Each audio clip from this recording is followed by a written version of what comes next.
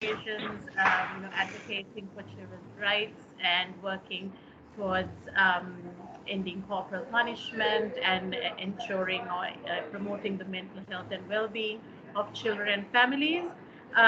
So she comes from a very strong academic background and a clinical background as well. So we're really happy to have you here, Professor. And so today's session, she will be mainly talking about like interacting with you and with your own ideas and experiences. We can hear a lot more about how we can ensure mental health and psychosocial well-being in this kind of changing context, especially as we move from one situation of the pandemic to the other, how you can promote your own as well as your family's mental health and well-being. Um, yeah, so I think that's enough of an introduction. Thank you. So, Professor, if you can take it from here, that would be Okay. fantastic. Thank you. Thank you, Buddhini. Thank you, Buddhini, for your invitation to speak on how to look after our mental health on behalf of the 2020 World Mental Health Day. So, because I think the biggest thing in our mind this year is the COVID-19 situation. I'll be touching a bit on that. However, all the stuff that I'm speaking to is relevant for all times and all ages. So it's not only necessarily the COVID situation, but it's for all our mental health during our lifespan. Okay, so just want to give you a schedule. So we're going to start at 10:30, and I'll go on probably talk for about 1.5 hours, and then if there are questions, I'll take them, and we can have like a informal discussion until we go on till 12:30 where we finish. Now, I'm wondering whether if you all have questions, you can put it in the chat or maybe give it to Buddhini or whoever who's hosting this webinar. And then during the discussion time, either if you like, you can ask it yourself from me, or whoever who is a host for today can collect these questions and ask from me. Is that okay, Buddhini? That plan? Yeah, that sounds fine, Professor. This is Shamali. Hi, Shamali. So would you be collecting the questions? Yeah, I will check in the messages and forward them during the discussion. Yeah, probably we'll take the questions after we finish. Sure. Okay. And are we recording as well? Yes, Professor, we are recording. Yeah, I think it'd be good to record and kind of upload it onto your website. Anybody could use it, isn't it? Yeah, yes, Professor, we have already started. Okay. And one last thing is, would you like me to do it? I only know 2 languages, unfortunately. So do you want me to do it as a combination, or do you want me to do it in English, or what would you like? If you can do a combination would be better. There are like Tamil participants also there. So in that case, like if you all have any issue understanding, please type it on the chat box. I'm also looking, so I can interrupt and I can do a quick translation for you all. Perfect, perfect. All right, so then let's start. So let me just upload my slides.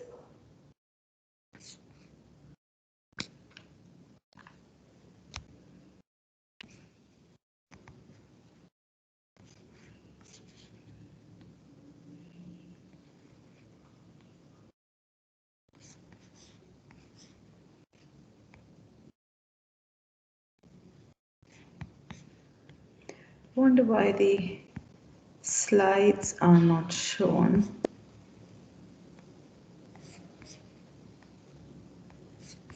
Yeah, okay. Am I kind of clear and showing? Yeah, we Yes, can see the Professor. slides. Yeah, we can see. All right. Okay. So I want to talk to you about our mind and why our mind matters, because we do know that in our society there's a great emphasis on our physical body, isn't it? We spend a lot of time trying to look good, trying to look healthy, trying to look fit. We spend a lot of money on gym memberships. We spend a lot of time walking and looking after our externals. The cosmetic industry is huge. We all like to externally look good, our body and internally of the body, but very less emphasis is made on our mind. But we do know that whatever we do to look after our body and the way we look, we will age, we will get sick, and one fine day we will pass away, which means that this impact of aging and sickness is really seen manifested on the physical body. We can prolong that process of aging and sickness by looking after it, and certainly we should. However, one that will stay with us much more and much more powerfully is our mind. So, but we see there's a less emphasis on looking after the mind and how to grow it. We do know that the world has seen a great increase in mental health consequences, isn't it? We know that violence is really high. Community violence, interpersonal violence, bullying, violence against children. You know, say the children has been very involved in working in the area of violence against children. I have worked with you all. You know how difficult it is to overcome these issues. Other than that, we know that mental illnesses are high in the world. Substance use is increased. There's a lot of issues. So which shows that the minds of people have to be really grown to be healthy. So today, on behalf of the 2020 Mental Health Day, I want to talk to you all on, firstly, on one of the indicators of a healthy mind, and then the remaining talk would be on how to become mentally healthier.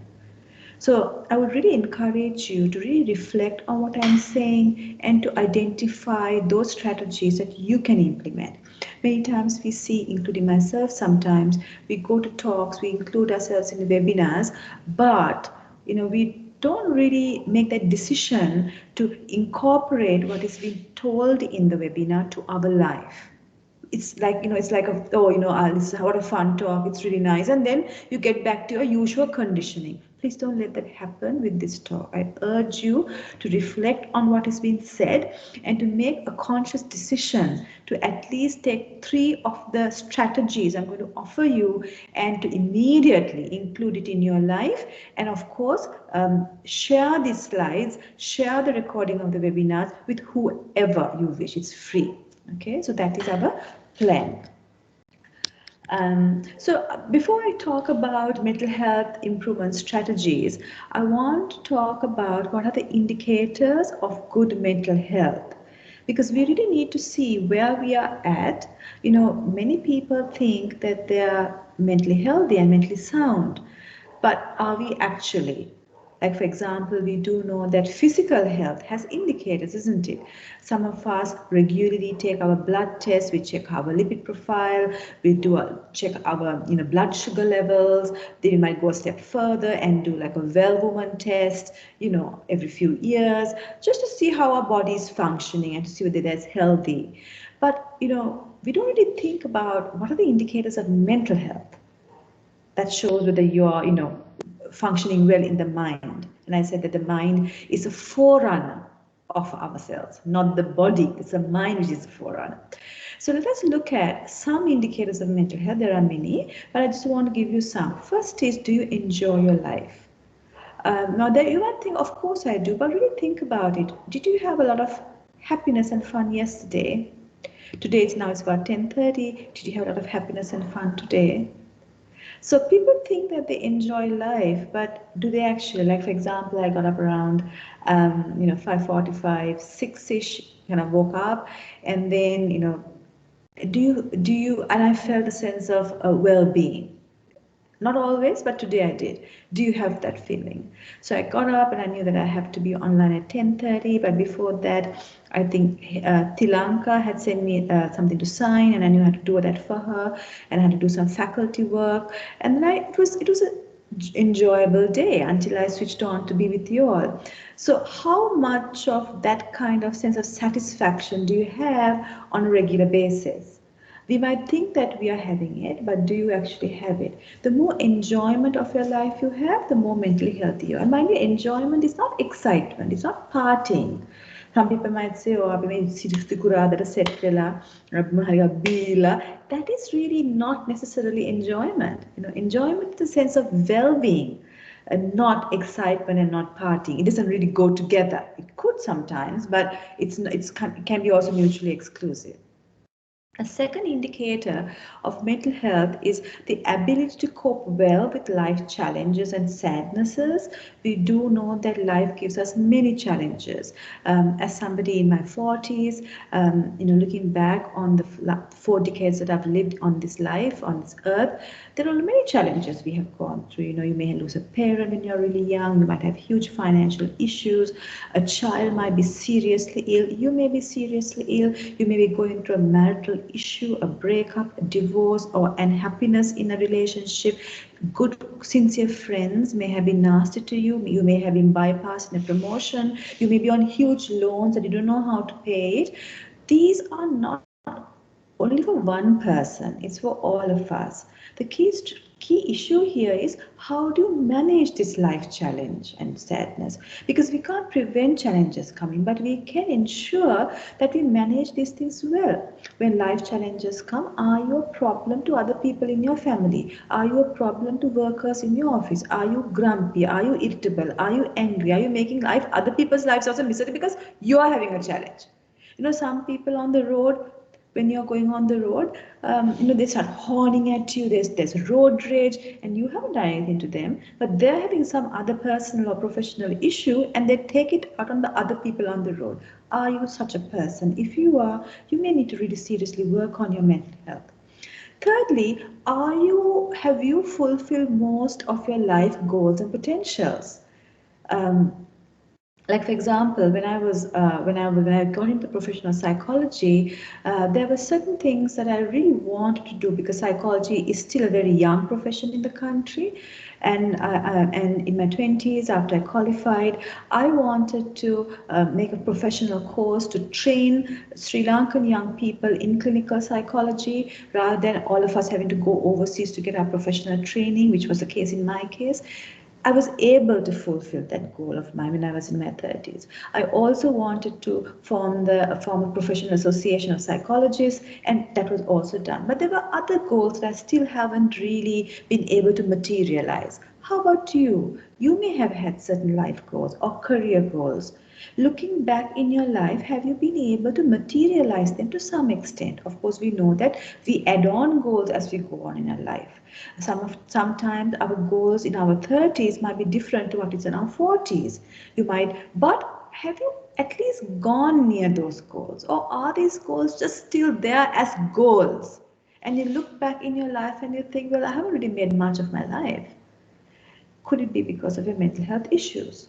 If you have actually fulfilled life goals and you feel good about your existence on this planet Earth, your mental health may be much more powerful. Fourthly, are you connected to others? Are you having good personal relationships? And this is really important, because we know that when life gives us challenges, we need to have people around us who will buffer us and who will care for us and who will be with us. Sometimes even by just a word.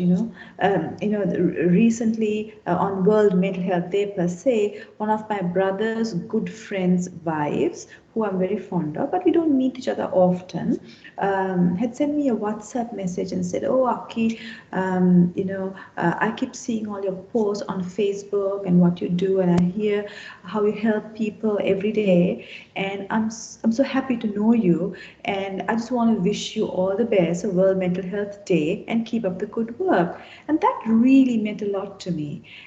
It really made me feel very appreciated, and though I have been working in this field for 23 years, do you have people like that who appreciate you? And people will appreciate you because you have a relationship with that person.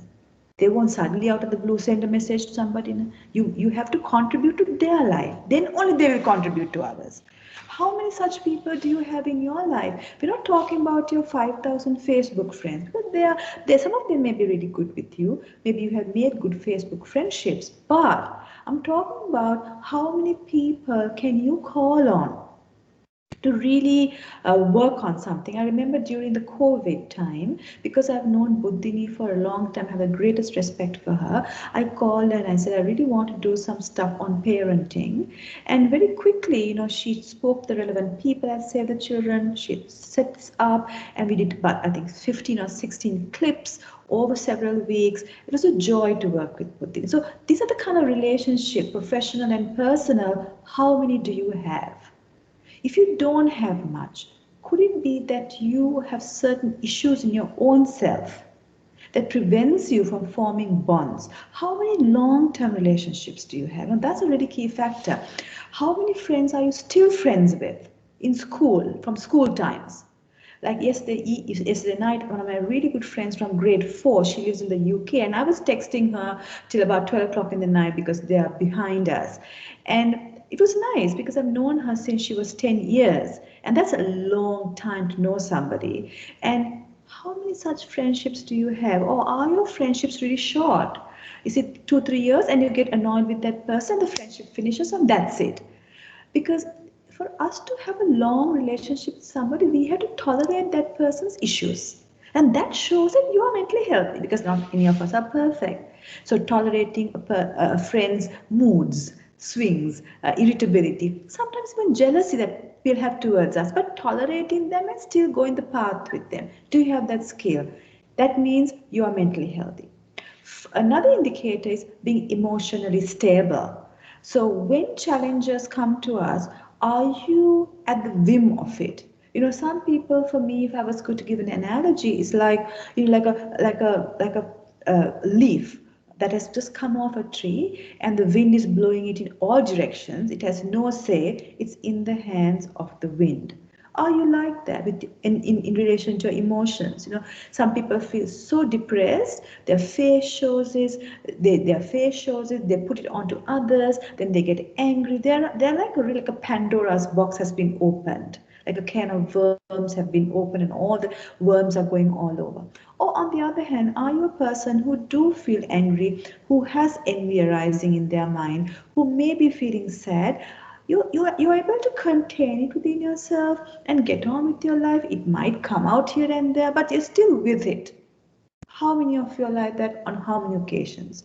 If you are very much like that, that means you're emotionally stable. So I just showed you, and I've got this little arrow here, which shows that mental health is actually not an yes or a no. You can't say you're mentally healthy, you're not mentally healthy. It's a continuum. Some of us may have been functioning pretty well when we're younger, psychologically, but not much now. Now, for example, I had a really, really close friend when I was at university, and she was the sweetest person. I loved her to bits, I still do. And she was the most mentally stable, most compassionate, the most reliable, the most authentic person I knew when I was at university. And that was several years ago, about 20, 25 years ago. However, I see that now the change and the decline, she's not as much, whatever, for whatever reason. Then there are others who I know who have been very difficult people, with, grappling with their own emotions, having issues with anger management, thoroughly moody, and I must say I was one of those people myself. But over the years, they've worked on their mind and they've come up on top of it as much better functioning people. So what this shows is that our emotional health can sway over our lifespan. And how do we make it better? There are strategies. So that's an important thing. So whilst when I looked at all the indicators of mental health, there are more than what I have spoken to. If you feel that, hey, I'm not there, you don't have to feel bad about it at all, because there are strategies to get yourself all uplifted. So now I'm going to talk to you what these strategies are, and then we go on to questions. Is that okay, a plan, Buddhini?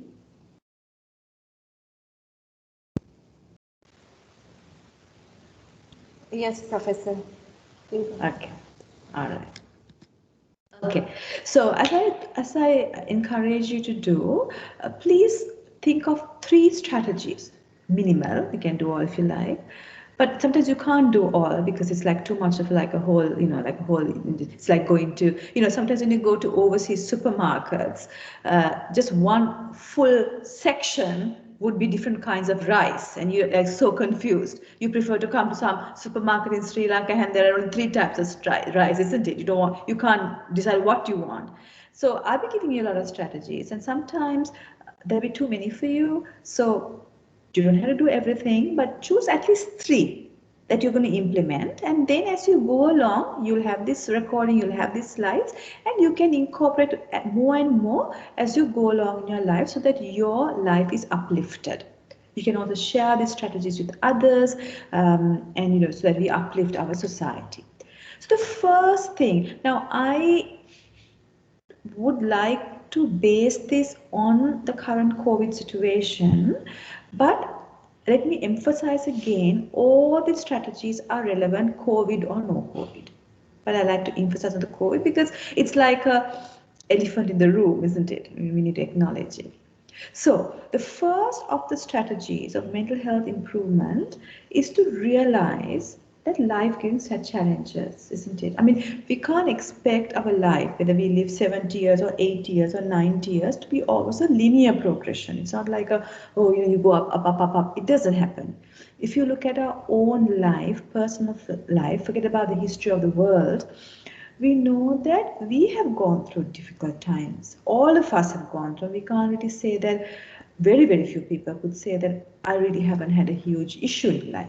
We have lost people who we love. We may have had severe illnesses. We may have had an accident. We've lost somebody whom we really loved, or somebody whom we loved and left us. So all these are part of life. Just as pandemics, isn't it? I mean, if you look at this little notice that I have for you here, I saw it actually yesterday. It's about, look at the date, it's Thursday, November 7th, 1918. And it says that notice is here, I can't, this is okay. Notice is hereby given that in order to prevent the spread of the Spanish influenza, all schools, public and private churches, theatres, moving picture halls, pools, rooms and other places of amusement and lodge meetings are to be closed until further notice. All public gatherings consisting of 10 or more are prohibited. So that is in 1918. So what it shows really is that we know that there was a pandemic in the like this early parts of the 19th century, and this is like a revolving situation. So our distress at this time of in 2020 can be felt. But if you can look at this situation that we are currently undergoing in the world as a natural part of life, we may not like it, that's a different matter, but this is a part and parcel of life. So if you can have that perspective, when you say mental perspective, it's a way we look at the world, isn't it? So if you look at the world as a bunch of challenges and happiness occasions, then we are able to accept it rather than fighting. The moment it was informed that there would be the 3rd wave in the country, the amount of pandemonium people had. On the other hand, people who look at this as, yes, a pandemic can have a 2nd wave, 3rd wave, in other countries they have had it, why can't we also have it? That's the way it is. We have to do things to reduce the impact, but this is life. Such people aren't easily excitable. So similarly, if you can keep on telling yourself when you get unduly excited and flustered and anxious that life is with challenges. So it doesn't have to be the pandemic. Even in your own life, say a really close friend of yours has pulled the rug under your feet and being really insincere to you, broken your trust, to tell yourself that that's what it is. Human beings has their weaknesses. It's not only me, that's happened throughout history. So telling yourself and putting a reality check on the thoughts that go in your mind is really important to have this perspective shift on what life is. So that's really the most important of the strategy, the perspective that you have about life. Then comes the second. Now, for me personally, if I was to have from the 3 strategies, if 2 of them is number 1 and 2 that I would really recommend. If you don't want to do anything else, but you want to only choose 3, I would choose number 1 and I would choose number 2 and anything else. But combination of 1 and 2 would really bring a lot of contentment and stability to your mind. So let me talk about the number 2 is living in the present. So අප දැන් කියන in Sinhalese අපි කියන්නේ සිහියෙන් ජීවත් වෙනවායි කියලා. Some people also call it mindfulness. දැන් මේ සිහියෙන් ජීවත් වෙනවායි කියන්නේ මොකක්ද? සිහියෙන් ජීවත් වෙනවායි කියන්නේ මේ අපේ මනස මේ මොහොතේ වෙන දේ ගැන මනස තියාගෙන සිටීම. So living in the present is actually being able to keep your mind to what is happening. So what is happening collectively to all of us today is we are having a discussion. I'm talking to you about how to improve your mind, isn't it? And how to be stable. So that's what is happening to you. However, while we are doing this activity, now for example, my reality right now is I'm sitting in my room, I'm just looking at a PowerPoint slide and my laptop, and that's it, and that's my reality. So while I'm doing this, a thought may come to my mind. And what is the thought that came to my mind? That I had to pick up a friend at 12:45 because I'm going for lunch with her. Then another thought that just came to my mind was I need to go and see my mother in the evening just to check that she's okay and that she's fine. Then another thought that just came to my mind is I might want to go and see my uncle who's in hospital to check that he is fine. So these are just thoughts that also come while I'm doing my primary activity right now, which is talking to you. Now, many of us, when we get a thought that's unrelated to the activity we are doing, whether it's the lunch with the friend or seeing the mother or visiting the uncle, we get carried away with this thought. We get embroiled in it, and then we have left this current activity. We may be actually doing it on autopilot mode, but we are with something else. Now that is not living in the present moment. Living in the present moment is living with what you're doing right now. So for example, if you are cutting carrot for a lunch, to cook for lunch, and while you're cutting carrot, a thought comes to your mind as to what shall I cook for dinner? What would most people do? They would cut the carrot on autopilot mode and might even cut their finger in the process, but plan the dinner. A person who's living in the present moment would not do that. What they will do is the moment their mind goes to another thought or some other sense object, they would gently bring their mind back to what they're doing. They would not have another story running parallel to what is happening in their mind, what they're doing right now. So a person who is living in the present moment would not tolerate living in the future, in a past, or a fantasy land, where most of us usually spend our mind on, isn't it? We like to think of the wedding that's coming around the corner and we plan it while listening to this talk. Or you might be thinking about what happened when you were 15 years and how your grandmother scolded you while sitting at a meeting. Or while you're chatting with your spouse and your child, you may be fantasizing how you're going to go to Norway and accept the Nobel Peace Prize, which will never happen to you, most probably. So we live in these kind of fancy abstract places, but never in the present moment. But we do know that if we train our mind in the living in the present moment, the mind becomes very strengthened, because these very unhealthy emotions such as anger and anxiety and jealousy and irritability has no way of really seeping into the mind. Now let me give you an analogy. I got this analogy from the Buddhist scriptures, where the Buddha says that a mind that is living in the present is like a well-thatched roof. So when there is a house which has a really well-thatched roof, where the tiles are really fitting together, really very firm, however, whatever size the thunderstorm is, there is no opportunity for the water to seep through, because it is held on the roof, and the people inside the house is well looked after. Similarly, a mind that is living in the present protects the mind from emotions of anger, frustration, anxiety, envy, jealousy, grumpiness seeping through and taking over the mind in a turmoil.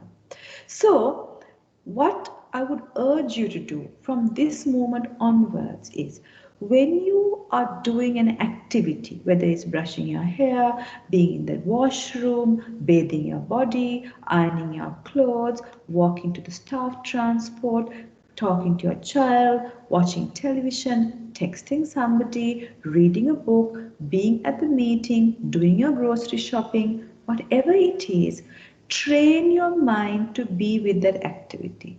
And when thoughts unrelated to this activity comes, note it and gently bring your mind back to the activity. Many occasions you will see that your mind has not only noted the new thought that has occurred, but also made a story around it and got involved in that story. When you have caught yourself getting involved in this story, stop it again very gently and very kindly to yourself. Don't blame yourself for doing this. It's the nature of the untrained mind. And then bring your mind back to the activity you're doing. So when you keep on doing that, you're able to tolerate and embrace and befriend even your most difficult emotions. Because we know that when we keep on practicing living in the present moment, when your mind gets very, very stable and stabilized, you will see your emotions that are within you coming up very starkly. Anger can be felt at the initial onset and very deeply. Sadness can be detected as it arises without it blowing you over. So when you encounter these negative emotions, be with it. Don't try not to react to it with your words or with your thoughts or with your actions. Just be with it. It's like, for example, you go to the Fort railway station and you're watching the various kinds of trains. There's a bullet train that comes. There is a soot covered engine that comes. There is like a rickety old train that comes. Then there's a blue color train that comes. There's a train full of people that comes. Then there is an old train already parked in the Fort railway station. And what do? You just look at it. You don't try to understand, did this bullet train come from Japan? Why is this soot covered train so much of soot? Why does this train not have many people? We try not to think of those things. We just see the train for what it is. Similarly, your own emotions, as it arises while you're living in the present moment, see it for what it is, but don't try to analyze why you're feeling angry. Why am I feeling jealous? Why am I feeling sad? Don't go to those levels. And as you just embrace your negative emotions, with time that will also side away. And that's how you train your mind to live in the present moment. Sometimes naming your difficult emotion by a word. I sometimes do that when the emotions are too thick and too strong and I'm totally into it. I say anger, sadness, irritability. Even naming it makes you distant from that emotion and makes you able to tolerate it that much better. So in summary, living in the present means being mindful of the activities you're doing, be mindful of the thoughts you're having, and be mindful of the emotions that you're having, and not proliferating it beyond what it actually is. When you live like that, your mind becomes very simple and very straightforward, very calm and collected. When that happens, when your mind is calm and collected, when problems come to your mind, COVID or no COVID, you are able to take wiser decisions than before. You are able to be much more stable and not be a problem to yourself and others and get on with life better. If you want to read more on living the present moment, there's a lot of literature on the internet. Just type living the present or mindfulness. People who are familiar with Buddhist literature would talk about sati or mindfulness, yodiso manasikara, which means present moment awareness. You can do a search on that, because this psychological strategy of living in the present, it is a psychological strategy, but its roots are 26 centuries ago from the Buddhist teaching. That's why I said about the Pali words that somebody could even do a search on. A third strategy that we need to use in order to keep our mind healthy is counting our blessings. Now, we do know that we have a lot of good things going on in our life. Some of us have more good things than others. Now, recently, a few months ago, I had the greatest opportunity of helping this family who's in a lot of. So I'm just going to tell you a little bit about the story about this family. So this family has a grandmother, a son who is a grandmother's son, and the son's 4 children. So I got to know about this family from another person who is helping them from another organization. So this grandmother is pretty, she's like 70s or 80s. Her son got married, and then he fell off a tree and is now physically disabled and somewhat bedridden. His wife left him with 4 children. So this grandmother is the one who did manual labor and brought in money to feed her son who's disabled and the 4 grandchildren. Now the eldest grandchild is about 19, the girl is about 18, and there are 2 others there. So now the situation is with the grandmother got diagnosed with the end-stage cancer, which means that she can't do any labor work. Her son, now aged, is disabled. He also can't do anything. Relatives took over the 2 younger children, gave them occupation in their houses, but is getting work off them, it seems. The 19-year-old boy, we tried to put him for an air conditioning course, but the COVID struck and those courses didn't take off the ground. He got a job, but then he was left because it was like a temporary job. The girl, the teenage girl, is very beautiful. There's risk of violence against her, sexual violence against. So this is the situation. So when you listen to these kind of stories, you realize that a lot of people have it really difficult. And we then tend to complain about our lives. You may be also in a similar situation to the story I said. Maybe you are in all that. But many of us are not in such a dire straits, isn't it? But we always try to emphasize on what we don't have. But those who count their blessings, on the other hand, are more psychologically healthy. So how do you count your blessings? One strategy is before you go to bed in the night, keep what we call a gratitude journal. If you can write, so much the better, because writing is kind of more personal and it's more intimate. But you can even do it on your phone. Or I sometimes just reflect before I go to sleep. What are the good things that happened to me that day? 3 things. Not 5, not 2, but 3. So, for example, yesterday, what are the good things that happened to me? I would think I visited a friend of mine who is the most sincere and the nicest, genuine person, and I've spent a lot of time talking to her, and she was giving me some advice. It was like really joyous, really a nice platonic friendship with this really good girlfriend of mine, and I'm really grateful to have such a friend. You see, and then so like that, it could be even the cup of evening tea you had with 2 or 3 chocolate biscuits, and you really enjoyed that process of the tea and the biscuits, and you're so grateful you can afford that. That could be one activity, one of the 3. So reflect every evening before you go to sleep. What are the good things that happened to you that day? And usually some of these, most days, it's a small thing, isn't it? Because it's not every day that you win a lottery of 50 million rupees, if you ever have won, or you got a promotion, or you were called the most beautiful woman on earth. It doesn't happen every day, like things like that. But what happens is a lovely meal, a chat with a friend, or looking at a bird outside, enjoying the greenery of the trees, or seeing a beautiful river go by, whatever that fancies you. Those are the joys in life.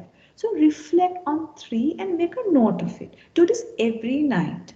And when you do it every night, it becomes a habit for you to look at the world not only in a deficit mode of what you don't have, but of what you have. And when you look at in such an optimistic way, your way of looking at the world is of abundance rather than deficit, and that uplifts your mind, it improves your mental health. Fourth strategy is humor. Now we do know that humor, Sri Lankans are the best for humor. I remember when at the 3rd wave, the day that the curfew was declared in Colombo, immediately we had this Santa joke. Santa is this doggy who I'm very fond of. I've got one joke for you here about Santa going to Gambha jokes, and how these people just come up with these things is amazing. So humor really lightens and softens your mind. For example, if you have this huge naihumbaha in your house, in your garden, and it's really thick and tough and you just can't remove it, one option is to put water to it. Then the clay and the mud gets all softened and you can easily remove it. Humor has the same impact on a tough mind. Humor softens you. I have a friend of mine, I have actually two friends, and both of them are really funny. I mean, they're just always laughing. So when I see them, even just looking at them, I start laughing. It kind of makes you joyful. So if you're not a humorous type, if you're, there's people who are always doom and gloom. Oh, the sun is not bright enough, the house is not light enough, I'm not thin enough, the food is not tasty enough. If you're one of those kinds of people and you have become a problem to yourself, include humor as part of you. And how do you do that?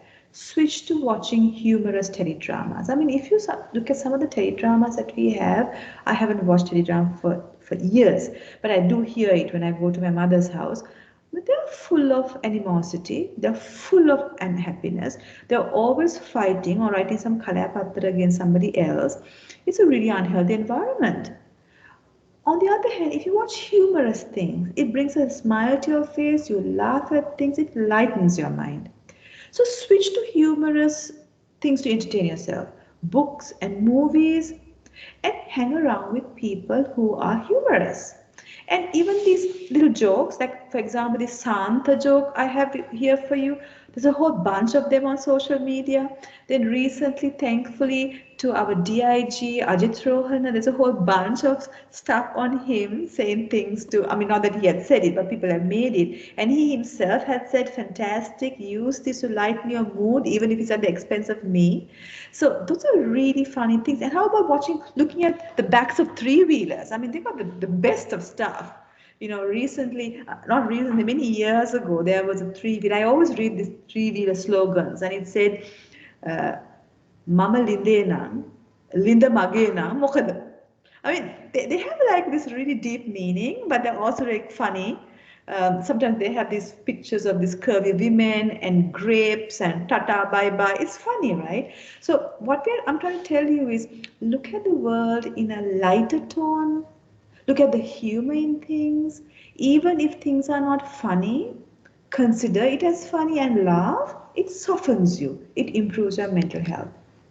Spirituality is one of the biggest buffers that helps you tide through difficult times, because we know that the kind of world that we live in, which is very materialistic, isn't it? It's very worldly. It's all about career progression, looking good, buying that new car, and doing all that. But deep inside of us, there is that emptiness and vacuum. Some of us feel it more than others. Those who may not feel it so much may try to cover it with worldly possessions and acquisitions and all that. But we still feel it sometimes, that vacuum as to why am I the way I am? Is there God? Is there no God? Is there karma? Is there no karma? Was the Buddha actually there? Was Jesus Christ always there? Or where is Lord Vishnu? Those kind of questions kind of surface up in our minds. And what will stabilize this is our spiritual belief and practice. Now, spiritual belief and practice is not religiosity. There are two different things. Religiosity means somebody who goes faithfully to their place of worship, may it be a temple, the mosque, the devali, the kovil, or a church, or the synagogue, wherever it is, and say, I'm going to say so many numbers of prayers, so many periods, so many stanzas, so many Hail Marys, and that, and do this, and all that. But there is no internalization of the teachings. Here I'm referring to internalizing the teachings of your religion. That's what not the outward display, like, you go to the temple and it's pouring in rain and you still put the water to the bo tree and you hang up some little kodi which says, Tarindu ge dukkha duraveva, Tarindu hunding O level pass weva. I mean, those can give you a great psychological boost, certainly. And we are not going against that. It does give us a boost. However, the deeper boost is if you really inculcate the teachings of your religion to your life.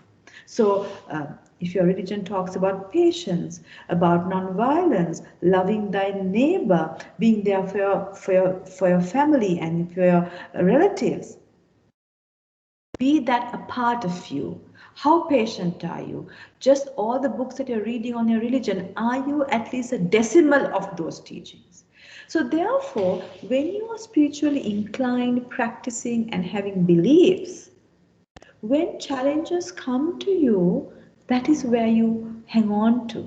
I have a friend of mine who is deeply spiritual, and she's been doing a lot of wholesome things over her lifespan, like many things, like helping people. She does her job really, really well, very committed to her work. And she was telling me that if she recalls to mind anybody that she knows, she can also recall the help she had given to these people, for everyone. So when this COVID situation happened, and she was, she had some interpersonal problems and relationship problems and many things going on in her life on top of the COVID, she was feeling rather vulnerable. So what she told me was she had heard of the concept and the practice of satyagraha.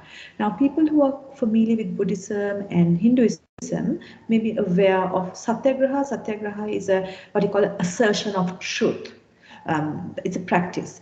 So what this person did was, she said every morning and every evening, after, she's a Buddhist, after she lit the lamps and offered the flowers and the joss stick and all that, she did a satyagraha on the good that she had done in this life for other people. And she said within 4 or 5 days, the simple practice of that satyagraha, assertion of truth it's called, really uplifted her mind and strengthened her mind. And she was, it's amazing, she was telling me. So that's what I call spiritual practice. Really inculcate the teachings of your religion as a part of your life. Meditating, like we did at school, reading spiritual books, praying, reciting Gatha at home, and really understand the meaning of it.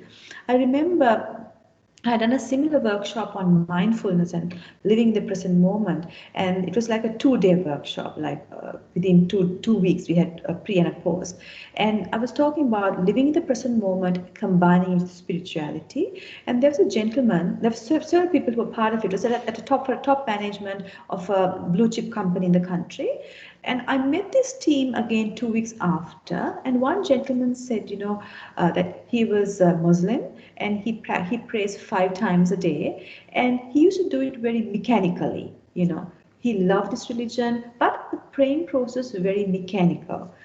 But after coming for the workshop, he thought, I'm going to really reflect and consider and understand what I'm saying as a prayer. And I'm going to practice living in the present moment during my 5 prayer times. And he did that, and he came out and he said at the workshop that it was really difficult for him to keep his mind on the prayer process. His mind was all over, but he persisted. And as the days went by, whatever he was praying, he really kept his mind to it, and the deeper meaning of it really struck him. And then he became more and more inclined to want to practice those things, the teachings that he was praying for so many years. And then he started practicing it and bringing it a part of his life. And he said how his life changed just within these 2 weeks. And that's what I'm talking about, spirituality. 6th strategy is altruism. Now, altruism is giving to others. Now, when we have a lot in our life, it's easy to give. So, for example, if you have, say, 10,000 rupees in hand, it's easy for you to give 100 rupees to a beggar, or 500 rupees to somebody who's not doing too well. But when you have only 100 rupees, can you give 10 rupees? You will think twice. I was listening to this banner program by I find this particular monk really inspiring. And he was saying that he has done a lot of charitable works for Sri Lankan community. And there are a lot of people who give him lots of money for his charities. And he's doing a lot of good things with it.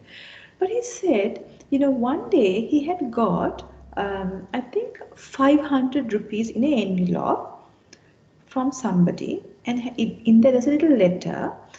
It seemed like it was an elderly woman who had sent this 500 and said, Swamin Wahansa, මේක මොනාහරි ඔබ වහන්සේ කරන පින්දහම් වැඩකට යොදා ගන්න. So he was really intrigued, and there was a phone number and a name in this little letter. So he had called this person to give merits and asked her life. And she had said, "Yeah, lottery vikunna kantavak." So she gets this 20 rupee lottery, the scratching ones, and apparently she gets 1 rupee or whatever number of rupees per each sale. So imagine for some person how many lotteries she has to sell tickets to collect 500 rupees to donate to something. And mind you, she's a very poor woman, apparently living alone. Now that's what you call major altruism, because really giving your effort, collecting a lot of money, though you yourself is in need, and giving to others is a greatest protector and a booster of mental health. Because why? Your tendency to be self-centered is broken and you become other-centered. Keeping your needs and your wants and your ambitions and your wants to a side and looking into others. So in this day and age, I would really urge you to consider other people and to really give to others. And it could sometimes, if you don't have money, it could even be a smile at somebody or looking at somebody's eyes and acknowledging the person. Now, I really tried to do that some years ago. When you go into an office, there's a security, right? And the security guards are in such dire straits. They are wearing a very nylon kind of material usually, and that's really hot in a country like Sri Lanka. Some of them even put a cap, and that's really hot. Then they have to stand under hot sun. Most of them work 2 shifts, so they're not supposed to do that. They may be having multiple family issues, but they have to be doing their work 24/7. Quite different to the kind of life we have. And many of us just bypass them as if they are like a standing moving tree. So I really try to kind of look at them and say thank you, or look at their eyes and acknowledge them. And for most of them, it's the greatest kind of boost that another human being who may be in a higher, more powerful position actually acknowledge them. That is also altruism, and these altruistic things really have an impact on others, even back to you. I'd like to tell you a little story. I read it in one of the Reader's Digest long time ago, and apparently there was this woman who got stuck in a lift on a Friday night in the office. So she got stuck, and there was anybody there. She was the last person to leave the office, and she knew that she'd be stuck in this lift the entire weekend because she was living alone, and who's gonna look for her, right? And that by the time Monday comes and people come back to office, she'd probably be dead in the lift. So she resigned to death. In a few hours, the maintenance came and the lift was open. And she was really amazed as to how this happened. Do you know the story is that this woman was a very kind-hearted, concerned about others type of a person, and every morning and every evening when she comes into the office, she acknowledges the security. Looks at them, says, "Kohomad Davasa, how are you?" and all that, and how are things, and bye-bye. That's all, not like a major connection, but acknowledging somebody, altruistic. So on that Friday evening, the security officer, because he had noted this lady as a kind, gentle, kind woman, realized that she didn't come from the back out. So he had been curious and then realized that the lift is stuck and called the maintenance. So your good deeds towards others, may it be monetarily or a kind look or a kind word or a sense of acknowledgement, does come back to you as well. Being connected, I spoke to you about this as an indicator of mental health as well, and I'm going to talk to you about that being connected is also a strategy. Being connected to others, and I'm going to emphasize here, I'm not talking about the number of Facebook friends you have, though I have personally seen that I may have been accepting friends who I know casually through acquaintances into my Facebook account, and over my interactions with them on Facebook, they have become closer to me and I've formed good friendships. But I'm not talking about that only. I'm talking about people whom you can call on in time of your need. Like for example, if you have an accident of your car on the road, whom can you call on?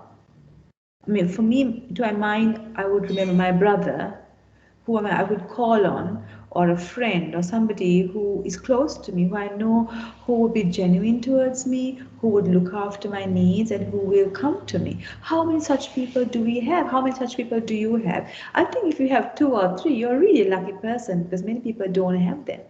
We have acquaintances, we have colleagues, we have workmates, but are they actually there for you in a time of need? So social support is a wonderful protector of the mind. Why? When you have people who care for you, even the word of care uplifts us.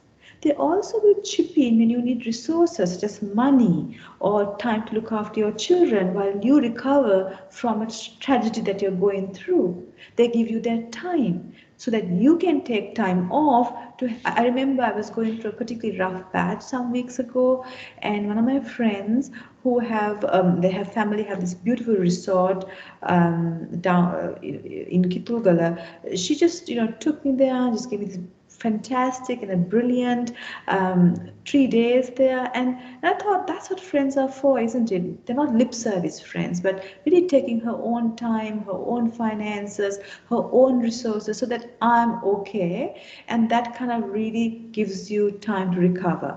So how do you get connected to others? You have to be a person with good human qualities, because people are not going to come to you and be your friend if you're nasty, if you're sneaky, if you're angry, if you're manipulative, if you're going to pull the rug on their feet, and if you're grumpy and if you're moody. People don't want to hang around with you. I mean, people in the office may hang around with you because they have no choice, the poor things, or your family members because they have no choice, they're born into you or got married into you, they have no choice. But the others, they don't want to hang around with you. So basically, you need to have your personal qualities of, tolerance, of patience, being a friend to somebody, being kind to other person, listening to somebody when they have a problem rather than expecting them to listen to you when you have their problem. So being an epitome of a good friend is how you will attract good friends to you. Now, during this time, the COVID, whenever we have a wave coming through, our social interactions become quite difficult. Why don't you have a WhatsApp group, so that you will, kind of post uplifting messages. For example, we have a close, my university batchmate WhatsApp group, like a few of us, and it's really fun because it's a very supportive kind of thing, and we keep on sharing all these Santa jokes and all these things, and everybody kind of supports, and some of them live in the UK, in Australia, overseas, but we all are connected and we look after each other. So like that, we have a psychology girls, we have, so it's just like, that even though I haven't seen these people for months, they're there on WhatsApp, they're there for you, and we look after each other. So create something like that. I saw in the UK, people have virtual dinners. So if you have been a group of friends used to meet regularly, and you can't meet now, Zoom gives a 40-minute, I think it's still 40 minutes free. So while you're having your own dinner at home, everybody else has dinner, and you have your Zoom on, and you can connect with others. Uplifting messages on social media. Social media can be used really to uplift others. I remember during the COVID time, I used to post at about 8 o'clock every day, just fun things, uplifting things, inspiring things, not only for the others' mental health, but for my mental health as well. Then once the country opened up after the first wave, some of these people said that they just really got uplifted by reading these posts. They made them think, they re-evaluated their stance in life and perspective in life. And that was really great to hear that. So we can be that kind of a change agent to the world, like just as a parenting project that Buddhini and I discussed and did for Save the Children, used our time that we were given and we couldn't do much to do some work on social media to effect change in the community. But while you also have touch with friends, it's also important to have time for yourself. Just to be contemplating, to relook at your life, see where you're going, see where you don't want to go. Do I want to change my life now that I'm at this age, at this juncture of my life? So for that, you can't do that with people around you because they're always touching and talking, and they're just a presence there. So while being wanted to connect, have some time for yourself, have space at your home. Like for myself, we have very few people at home, and there's also a lot of time that I could spend by myself. And I always make myself a nice cup of tea. I have something like a chocolate, and I sit and I just look at the trees and think or let the thoughts come to me about life and how I want to live my life in this time frame I have. And that's also really important. So it's not only about friends, friends, friends, meet, meet, meet, party, party, party. It's also your time. So balance has to be important. Have some certainty. We know that life is uncertain, whether you like it or not. That's a reality. It's a dharmata of life. However, within that larger context, creating some short-term certainty gives some stability to the mind. And that could be cooking something you never cooked before, growing some veggies in your garden that you've never done before, completing a jigsaw puzzle with your child, reading a book to completion, doing a puzzle, reading a spiritual book. That those are short term and kind of gives you a completion, and that kind of boosts you up and stabilizes your mind. During the first week of the COVID, when we had about 2 months at home, I'm a person who doesn't know how to cook, and I'm always reliant on my mother or my mother-in-law or my various aunts who are so kind. They always pack food for me, and for so life, I live off these kind people who give me food. But during the 2 months, that was not a choice at all. So depending, I had to learn how to cook. So YouTube was really helpful. And then I realized that just even cooking this pumpkin curry, which may be like really minor to most of you, but for me, it was this great thing. It took me like 1 hour to cook one curry because I didn't know how to cut the, but that certainty and that completion of one curry and the acknowledgement that my spouse had towards it and I had really stabilized my mind. Then I went on to doing my own gewatuwaga, which I have never done in my life. So I've got, grown this tomato and this pepper and this spinach and various kinds of leaves, and now they're actually giving fruit, and now that's part of my life. So giving these little certainties and small projects that actually gives results quite soon is really important to inculcate that in your life.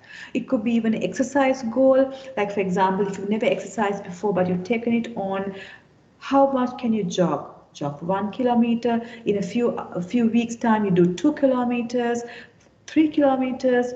I think you're doing a marathon. That kind of a goal setting within the larger frame of uncertainty is important.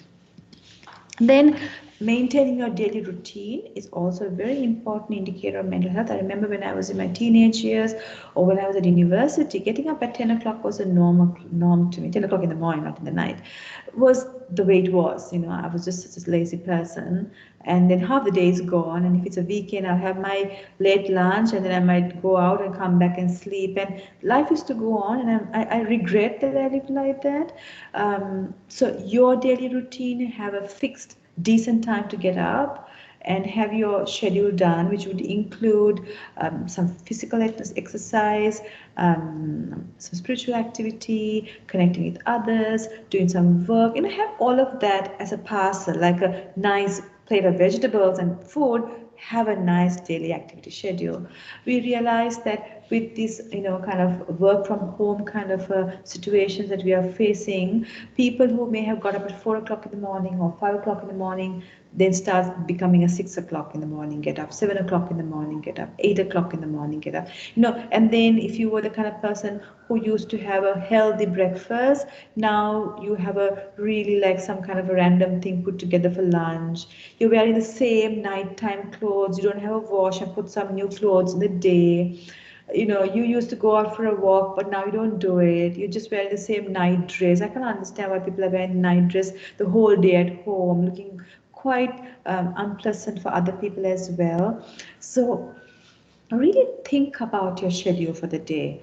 Have kind of a rough time that you usually get up, and then what would you do in the morning hours. Then have a kind of like a ballpark figure at what time you're going to have your lunch, and then what you're going to do after lunch, spending time with your child, their homework, your work. Have some exercise routine, even if you can't go out. On YouTube, exercise programs, yoga programs. Then another thing that people do is they they watch Netflix or some kind until 1 o'clock, 2 o'clock, 3 o'clock in the morning. Entire sleep wake cycle becomes totally random and wonky, so they can't get up in the morning. So consider that the best time to go to sleep maybe between 10 and 12, I think. So try to be that. You don't have to be a slave to these time frames, but have a schedule. That reminds me about the story, the life story I read of Aung San Suu Kyi, or in Myanmar. You have all heard of her. She was a Nobel Peace Prize winner for her work towards the Myanmar. The military government that had taken over. So when she was married to an Englishman and he had two children, they were living in England.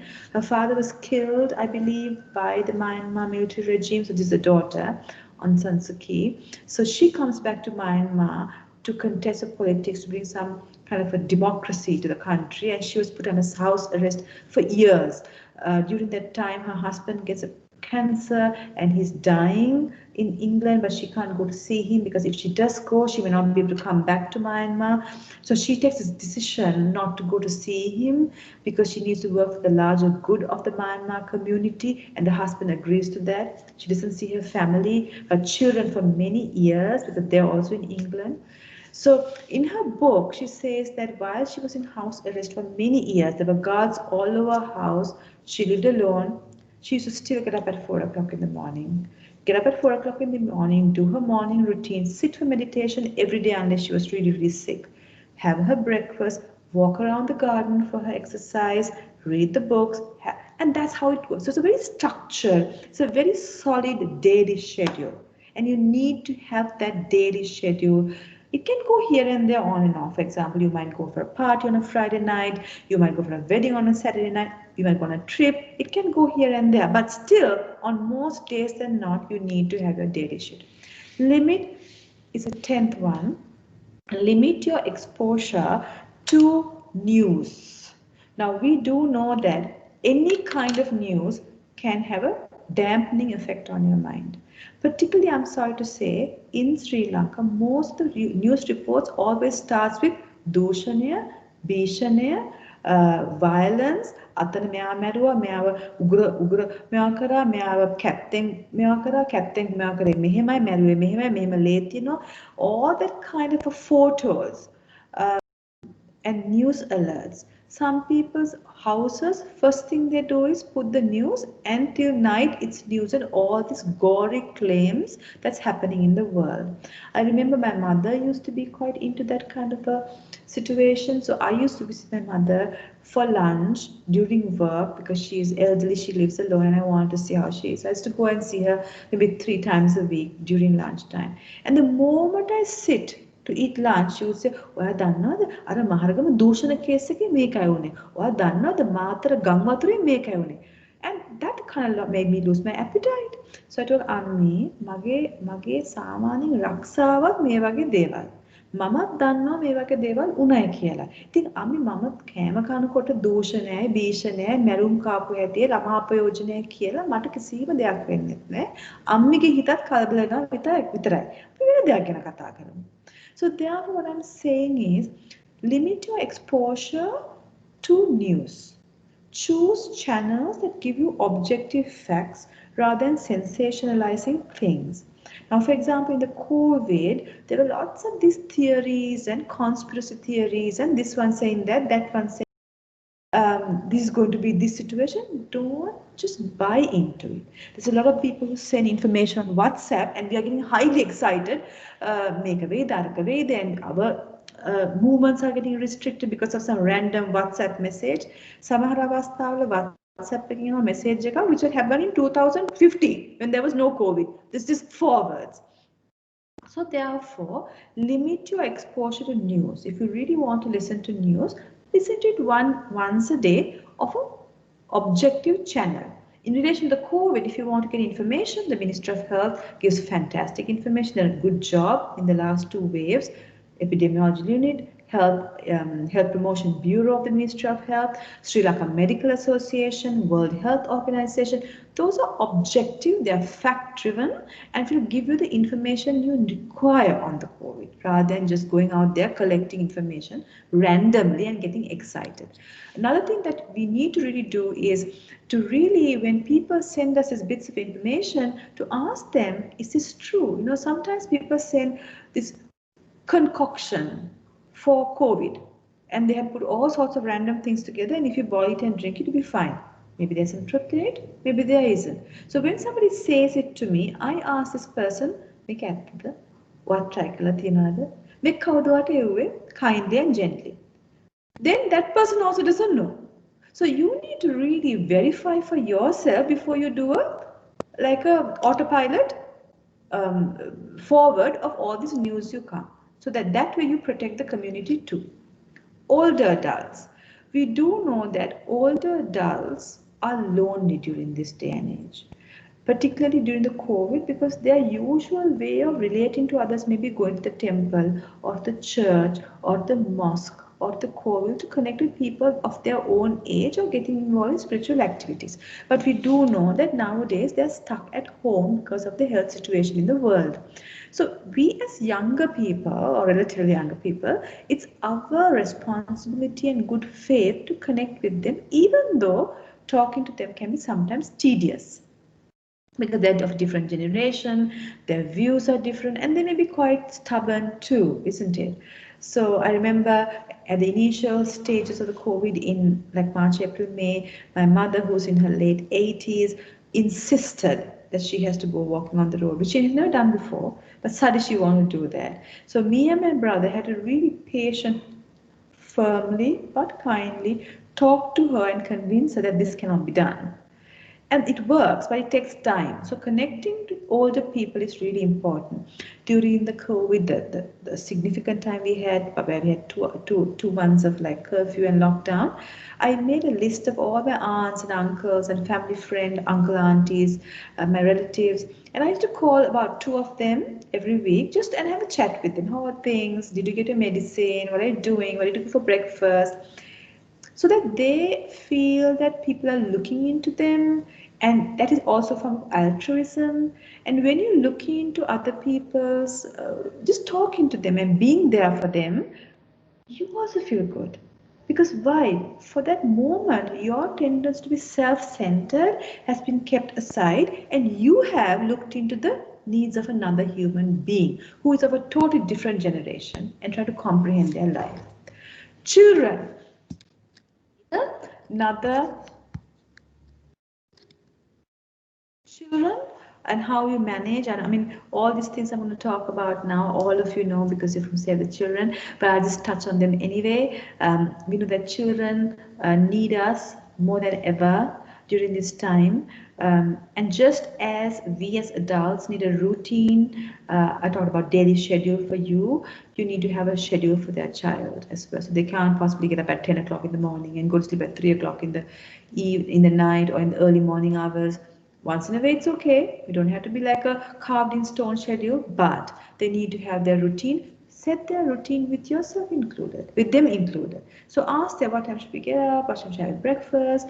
What time should we do a little bit of schoolwork? What's your playtime? So together, a collaborative timetable is good to be made for children. They need that certainty of routine. It's a training for their adulthood. Emotional regulation is so important of a child.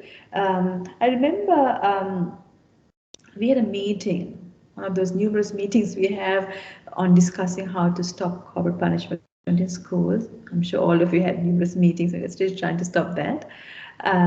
So it was at a friend's house, and my friends who was involved in this discussion, her sister had come from the US with her son was 7 years, and I had this really interesting conversation. And this little boy who was 7 years was saying to the mother, Mama, I'm really angry. I'm so angry.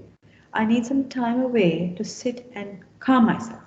And I thought that's really amazing. An adult doesn't talk like that. We don't really listen. But this is a 7-year-old child. Then my friend's sister said, in the US, in schools, they talk about emotions. They teach children to recognize their emotions and to manage these emotions. In fact, we've done a clip via Save the Children on how children can be taught to manage their emotions, identify their emotions. So therefore, what as parents that you could do is when your child is going through some emotional situation, it could be excitement, it could be happiness, it could be contentment, it could be anger, it could be sadness, sit with your child and see whether they can identify what that emotion is. I see that many Sri Lankan children cannot identify emotion. Forget about children, adults also can't identify.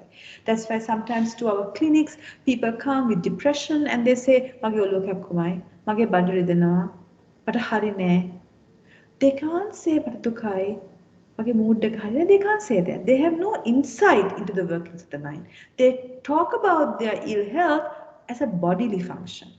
So as adults, it's important for us to help our children to identify their emotions and then teach them strategies to manage it. However, teaching them strategies to manage it includes you being a role model of, that strategy. Like for instance, my brother has two kids.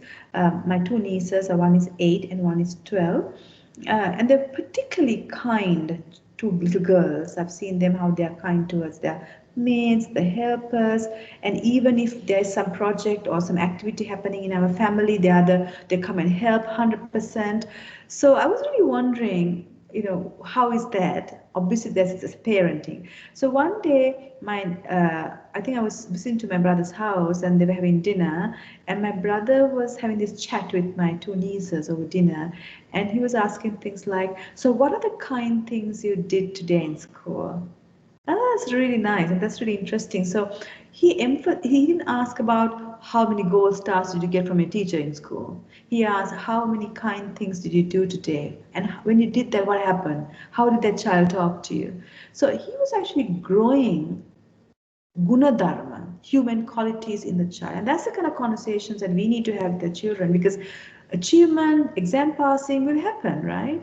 But really growing these good human qualities, we need to be involved with our child, having discussions on what these good qualities are and praising them when they do show it.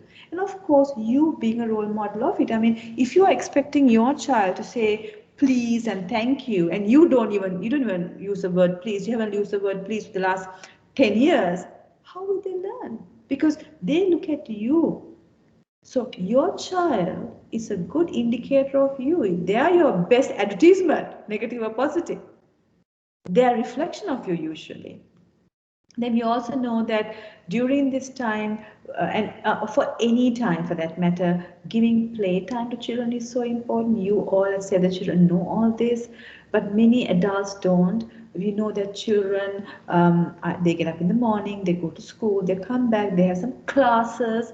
I remember when we were in school, we might go for classes like swimming or tennis or, I don't know, girl guides, but we went to have fun, not to get into the swimming team. If we get to the swimming team, all very well, but that was never in our thoughts. Or for many of us, it was never in our thoughts. We went to have fun, to get in the swimming pool and have some fun with friends and have a hot dog and ice cream and come home. Or we used to play tennis because it's a fun thing to do. Or we used to be in the school band because we want to wear a nice uniform, not because suddenly we want to be the band leader. It'd be nice, we have aspirations, but that was not the end goal. But we now see, even in play, children are goal-oriented, oriented towards a medal, getting into the national team. I mean, I have heard parents of 10 to 12-year-olds deciding what game they should play so that they can get into the national team of the country. I mean, just imagine the joy of something is lost because always a goal is built into it. So play, for the simple joy of play, is so important. Only adults can set that framework for a child. Limiting screen time. Many occasions we see parents come for a dinner or for a lunch or wherever and they immediately give their smartphone to the child. Screen time, technological devices does have its place. because we have seen through research that certain games, certain activities on things like tab do relate to cognitive growth and brain growth in a child.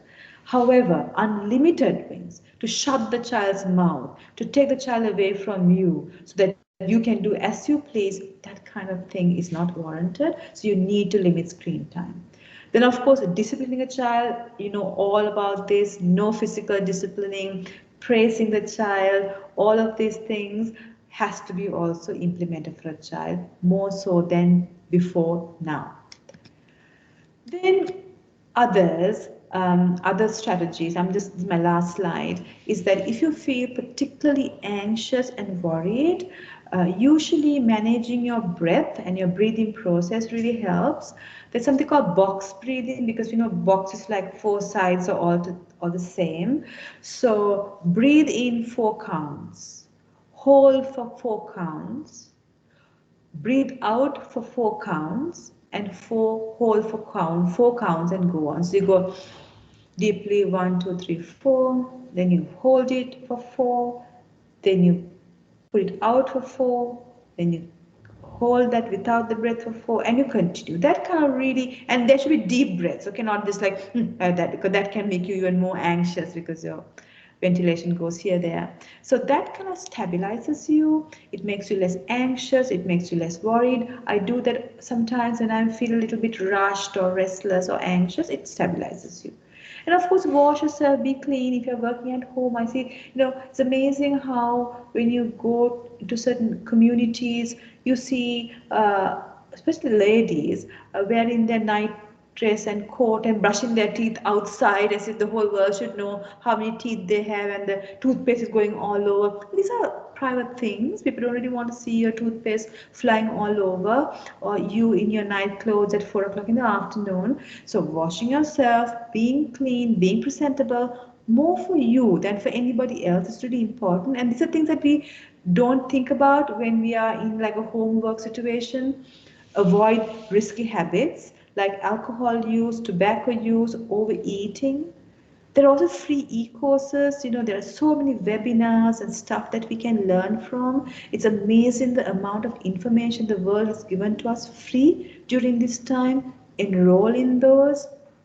You might not be able to do all the webinars. I faithfully register for so many webinars, and I might be going for only about 2%, but I still go for 2% to kind of up my knowledge so that when this COVID thing blows over, I will have more knowledge to contribute to the world. And finally, offer something you know and skill to others. So these are the kind of things that we could do to uplift our mental health and to keep our mind going, buffered during challenges, and to grow it as we go through this lifetime on earth. So that's all there is as a presentation. And I'm wondering whether we should take some questions now. What do you think, Shamali or Buddhini, if there are questions? Yeah, so there were a few questions, Professor. Just let me read it out. The first question is from Yoga. His question is, if a person expresses his or her emotions, will that be taken as emotionally stable?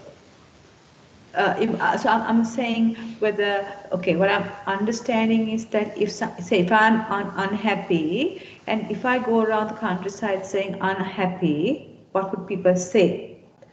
Clearly, it's not useful to express to everybody that you come along that I'm unhappy. Like for example, we might be in a situation where we come into office and people ask, how are you? Now we don't give them a ball by ball summary about our mental state. We say, I'm fine. On the other hand, if a friend comes and a close person asks, how are you? I might say, no, not doing too good, no, it's okay. And if they can detect that their mood has changed and ask, what's wrong, Pianjali? And I would say, do you have a bit of time? I feel like this. So therefore, you don't tell your emotions to every person, because not every person is sincere, trustworthy, or have the capacity to listen to you and to advise you. So you tell your emotions to only people who's trustworthy. Like in my life, that would be not even 5 people, I won't say, because we have seen that many people don't know what to do with another person's emotions.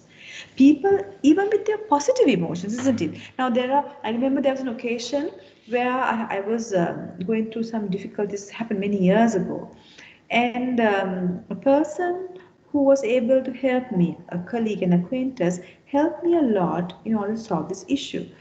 Then this issue blew over, as all issues do, and I was back to my normal self. And this person comes to me and says, "Then සතුටින් නේද ඉන්නේ?"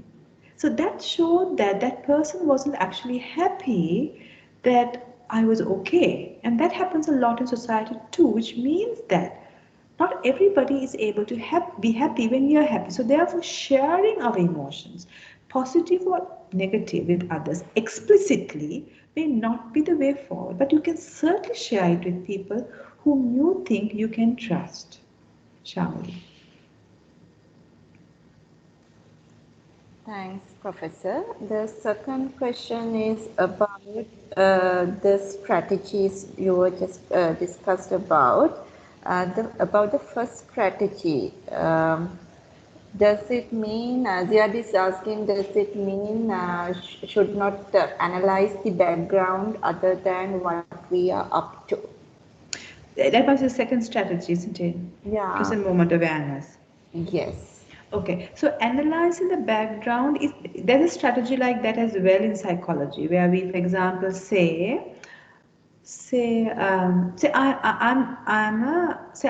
asked to give a public talk, okay, and I find myself that whenever I get on the stage, that I feel anxious, I'm frozen, I feel like my words are not coming out of my mouth, and I'm about to faint. So one way for certain people is that they analyze as to why this happened. Why have I got to this mental state? However, I remember this happened to me when I was at university. When I was in school, I used to do drama, and there was this Cinderella movie, and I was Cinderella's wicked stepmother. But apparently, I wasn't wicked enough in this drama, so much so that the reviewer of the drama, I was about 14 years old, said that the wicked stepmother didn't look too wicked.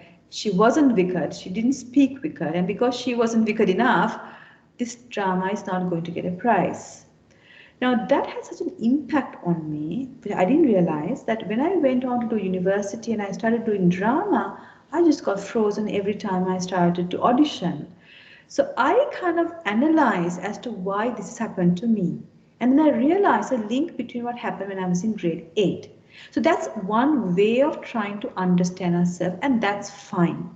You can do that. So if you find yourself, say, getting really angry in certain situations, or when you get into an intimate relationship with somebody, it just can't go on and kind of breaks up, and this is like a pattern and a trend to you, you can certainly analyze to see whether there is a background reason, like a trigger. That's one way. I didn't speak about that here, but that is certainly one way, Shamli. The one that I spoke to is another strategy. It may seem like a contradictory, but it is not. What I spoke about is don't analyze, but be with the emotion. So if I was to give back my story about drama, if I still wanted drama at university and I audition and I feel the anxiety coming, I feel panicky, I can't get the words out, another strategy is for me just to be aware of those emotions rather than analyzing why I have become like this. And when you're aware of your emotions only rather than analyzing, what happens very beautifully and very strangely is that the mind on its own gives you the answer as to why you're like that. You don't have to analyze it theoretically. So it comes to the same place. So yes, that's the answer for your question, Shamali. Thanks, Professor. There's another question. Could you please explain a bit about how to deal with the toxic person or group and to which strategy is related? So I think toxic, we like to think that everybody else other than us is toxic. even a toxic person thinks like that. I'm not saying that the person who asks the question is toxic. I'm sure you're not toxic. But you know, we all have parts of toxicity in us, isn't it? I mean, we're not angels yet. So I might be a great presenter on a webinar like this, but I might have a toxic trait of, say, anger or manipulation or whatever, who knows? You might be the same. So when we say toxic person, what we mean is that that person's personality is majority toxic than otherwise. Whilst all of us has toxic traits. I hope that I'm clear. Now, how do we identify somebody who is toxic? Is that are they manipulative? Are being with them dampen your mood, put you down, make you unhappy, and where you kind of question your own sanity? You know, people who tell you something and they say, Mama, pissu, you're like that, and you know, you're in this real kind of a limbo situation, not knowing who you are, your reality is questioned. That's the kind of people that we call toxic. Now, if you find yourself in a toxic relationship and a toxic group of people, I feel that unless you're really, really mentally stable and all that, and you have a lot of skills and strategies to help this person, it may be better to move away from that person. You know, because first of all, we have to keep our mind balanced. Now, certain people have they are very steady, you know, within themselves. They are very strong, they're very steady. They can be steady and help a toxic person, but many people are not like that. So if you find that you're in a toxic relationship and this person's behavior is really putting you off the tracks, it is better to leave or to be distant. If you can't leave, you be distant, and that's it, not to get too hooked on to those people. Any other questions, Shamali? I can't see any other questions. Okay, there's another question. What if we can't move away and we have to deal with daily lives with the same negative-minded people? But I suppose all of us are with that kind of people, isn't it? Some more than others. I mean, for some people, you may be bombarded with toxic people, maybe in your home. It could be even your mother or father who's toxic. Sometimes the maid in the house is toxic, but you have no choice. You could tolerate paying the person also, and they're toxic. Or it could be the office transport driver who's toxic, but because there are no other office transports coming from your area, you are with this toxic person. In the office, you may be having a toxic boss or a toxic desk mate. Your spouse may be toxic. Sometimes the child is toxic. Now you hear of children hitting their parents, robbing the parents' money, become an absolute mess towards the parents. So these toxic people can't be 100% removed from our life. My strategy usually is, if I can't remove a toxic person fully from my life, like where we can't sever contacts, I minimize my dealings with the person only to the basics of what is duties and responsibilities.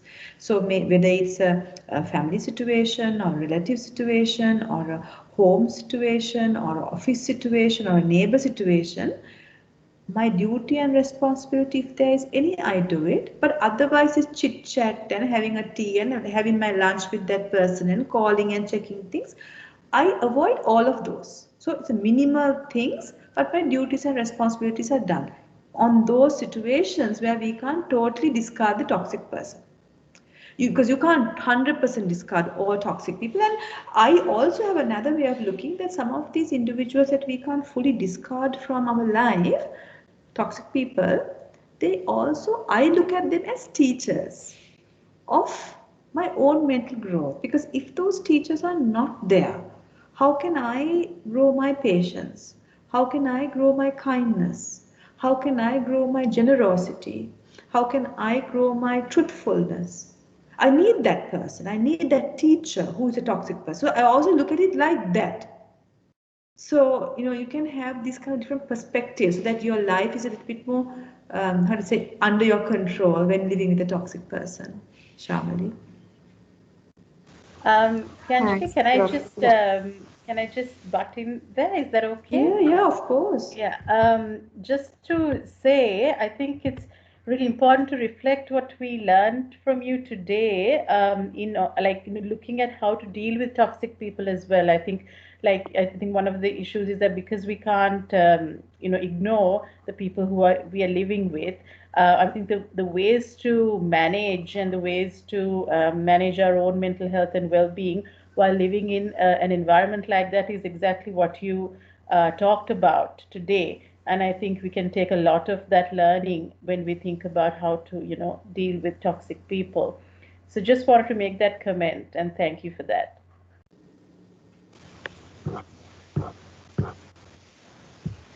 Shamali, there are two more questions. You want me to share it? Yes, please go ahead, Vicky. There is one question. Someone may find working the late night is convenient and they used to do with more energy too. Is it good for my health? That's one question. Do you want me to share the other one or you take it? I'll respond to this Yeah. first. Yeah. Yeah, now, certainly, now, for example, my structure is also, I'm not a morning person. I'm not the kind of person, some people get up at 3:30 and, study till 5 and, I mean, it sounds very impressive and very beautiful, but it doesn't really work for me. I'm a nighttime person. However, what I have noticed is that doing lots of nighttime blocks, like I said, on day in, day out, can be very exhausting. The reason is our body is, there are certain rhythms, optimal functioning rhythms in our body that is optimized for certain activities. For nighttime sleep, the optimal functioning rhythm would be like 10 p.m. to go to sleep. You can break those on certain days, but if you do it regularly, it can lead to some kind of a like an imbalance in your bodily system and your mind. So the crux of the matter is on and off it's okay and we all do it, but day in, day out, like certain factory workers, certain kind of professions, like say surgeons, emergency care specialists, nursing officers, attendants in hospital, air traffic controllers, where you have to do like this long-term shifts where your sleep wake cycle is disrupted can have an impact on your mind and body. But you can do it for certain periods of time, but not for long periods, you see. What was the second question? The next question is, what is your advice when you are annoyed through an irrational decision taken by your superior? How do you cope up with that? I think I would say it's again the perspective and how the spin that you put onto it.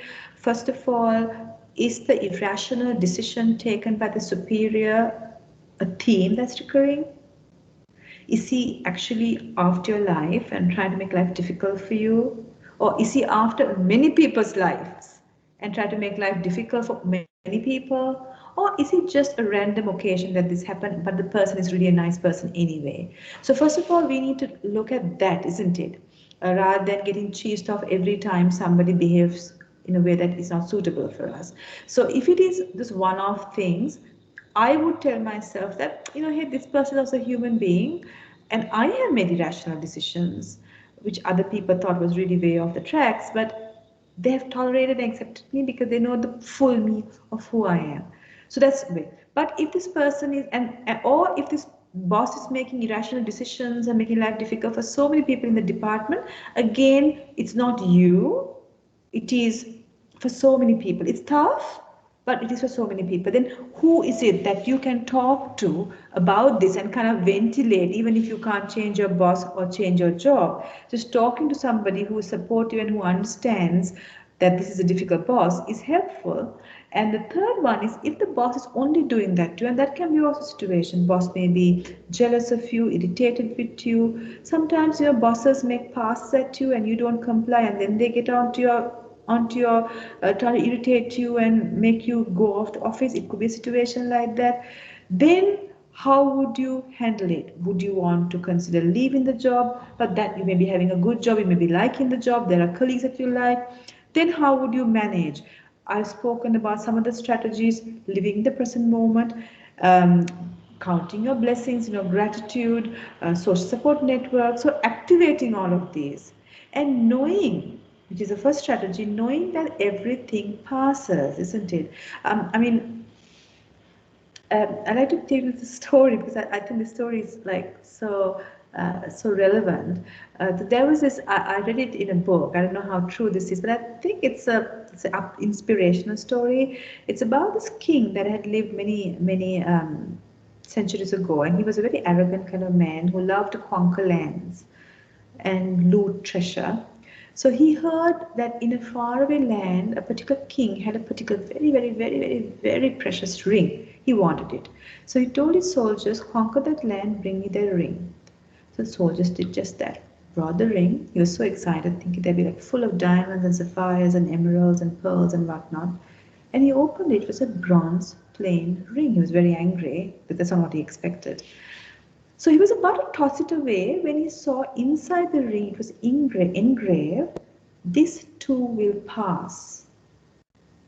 And he thought, that's interesting. I don't know what it means. I'm still annoyed that there are no diamonds, rubies, and whatnot, but I'll put it into my finger. And he put it. Then, as the years went by, his people of his country was very sick of this man. He was very arrogant. They got rid of him and put him to prison. While in prison, of course, all his paraphernalia and jewelry and clothing was lost, and he only had this bronze ring. He took it out. He had forgotten what was inside, and then he turned around and he saw this too will pass. And he thought, yeah, maybe this too might pass. Then this king had some close associates who came to him one night in the prison and said, "O king, we feel sorry for you. We don't want you to be in prison. We will dig a dungeon. There's like a hidden dungeon. We will get you out of here. Let's collaborate with us." He said, fine, lovely. So they took him out of the dungeon and into a far away village that he acted as a farm and lived there. But he had his ring. And while he was farming, he saw the ring and it said, "This too will pass." And this message started resonating with him. He started finding a meaning in it. Because he realized, I was a king, it passed. I was in prison, it passed. Maybe this will also pass. Maybe it will not. We don't know. I have to see. So as the years went by, the new king in his kingdom was also a terrible man, and the people thought better to have the old man, the previous king, than this man.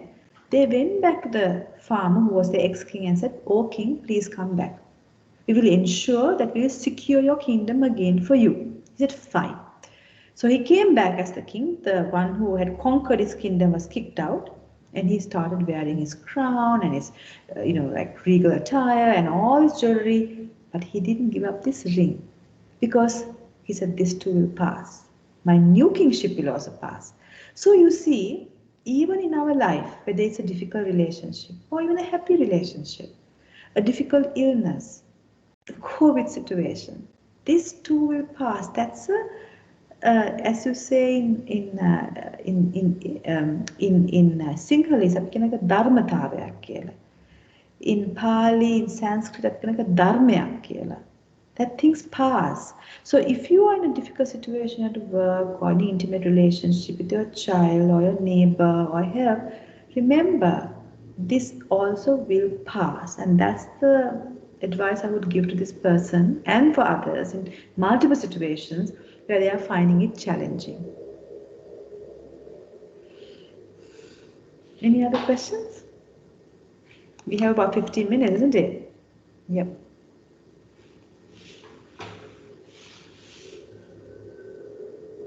There are a few more. Yeah, Vijita or Shah.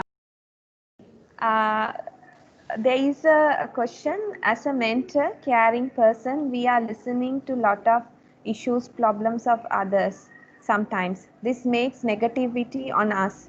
How to handle this? Yes, I mean, that's like another topic altogether. It's called compassion fatigue, where because of our compassion towards other people, where we have not stabilized our own mind, we can feel very tired. I remember as a psychologist, when I was a younger psychologist, I used to be rather tired, listening to depression, for abuse, sexual abuse, marital issues, and my life experience was also very less. I only had theoretical knowledge and clinical training, and it was a burden. But over time, I realized that I would see somebody, I would talk to their problem, I would be with them and be present as much as I could. But when they move out of the room, that's it. I don't. So in this particular question, the strategy that you need to use is being in the present. So while you're with somebody whom you are advising, whom you're counseling, whom you're caring for, yes, be present. But the moment you have finished with that person, that's it. You move your mind to their next reality. You don't go behind with that person. Again, for that, I like to give you a story which I got from the Buddhist scriptures. There had been a young monk and an older monk who was waiting to cross a river. And there was no boat coming. And a young woman had also come waiting to cross the river. So suddenly a thunderstorm had come and the river was really building up and it was now going to be tough to cross the river. The elder monk was enlightened, the younger monk wasn't. So the elder monk told the younger monk, let's wade through the river because if we wait until the ferryman comes, we'll never be able to cross. Then the woman said, oh, I don't know how to wade through, I'm afraid of water. So the older monk said, no, you sit on, I'll carry you. You sit on my shoulder, I'll carry you, I'll carry you. Now the young older monk took this woman on the hands or whatever and carried her and waded through the river, kept her on the next river bank and started walking towards the temple. All the while, the younger monk was absolutely cheesed off with the older monk. He had thoughts like, කොහොමද මෙයා මෙහෙම කරන්නේ? ස්වාමීන් වහන්සේ කෙනෙක් ගැන උස්සගෙන යනවාද? මේක විනයට එරෙහිවයි and all sorts of angry thoughts. Now the older monk who was enlightened was also able to read the mind. And when they entered the temple, he turned to the young monk and said, පොඩි ස්වාමීන් වහන්සේ මම ඒ කාන්තාව ගම් ඉවුර ළඟින් තියලා ආවේ. ඔබ වහන්සේ ඒ කාන්තාව පන්සලටම ගෙනාවා. That's the difference, you see. Don't bring your clients with you after you finish their session. That's it. You can't do anything more. And that strategy has helped me tremendously to move on from task to task and not to be as fatigued as I would have normally several years ago. Is that okay? There is one more. If the parent or senior member of the staff always think that they are right without listening the objective of the conversation, how to reach them to make them understand the real issue? Well, I mean, first of all, maybe they are right, we don't know, or maybe they're not right. That's number one. What I would do is I would emphasize my perspective and disrupt a person talking just to express myself. When there's an opening in the conversation, a silence, I will still keep on telling my viewpoint, but knowing that this person may not listen. Because that is but what I've noticed is that if you express your views not as judgments but as observations. Now say for example, if a new project is discussed and to be implemented at Save the Children in a particular department, and the head of this project is rather stubborn and on his own agenda, that thinks he has all the answers. Then there will be a younger member of the department who sees things more broadly. And now he or she is trying to express a broader perspective and issues and challenges of delivering this project. And the head of the unit is not listening. What the younger person could do is rather than tearing to bits the project, and that kind of thing will make the person be on defensive even more. Rather, if this younger colleague, without any expectation that his ideas will be acknowledged or even listened to, could express his views. I feel that this could be done like this. මට හිතෙනවා අපේ project එක තවත් දියුණු කරගන්න පුළුවන්. මීට වඩා දියුණු නෙවෙයි තවත් දියුණු කරගන්න පුළුවන්. අපි මේ වගේ දෙයක් කරොත්. ඔබ හිතන්නේ මොකක්ද? Always putting the ball into that person's court. So if you use those kind of negotiating strategies, there may be a chance that person will listen to you. But we do know that there are people who never listen. Hitler was one such person. He killed 6 million Jews because he wanted his own way. You see? So you have to acknowledge that some people may never change, some people do change with your persistence, but don't be attached to the possibility that they will change just because you express their views. You are only carving a path to disappointment, if so.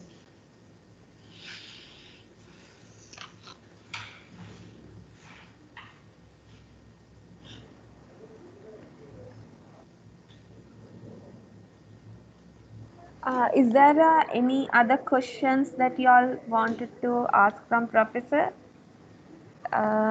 We have another like 10 minutes.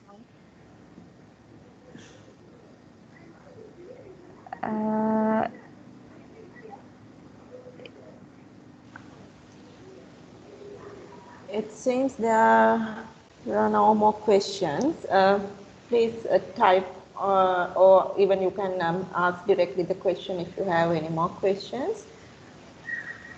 Yeah, otherwise we can ask them if they have anything. We can even post the question to Professor via email if they wanted to reflect on the session and if they have any issue. Is that okay, Professor? It might be better if we could clarify verbally, Now? isn't it? Okay, Yeah. okay, Professor, okay. So use this opportunity, whatever you all have, it can be within your work related ones or even at home front.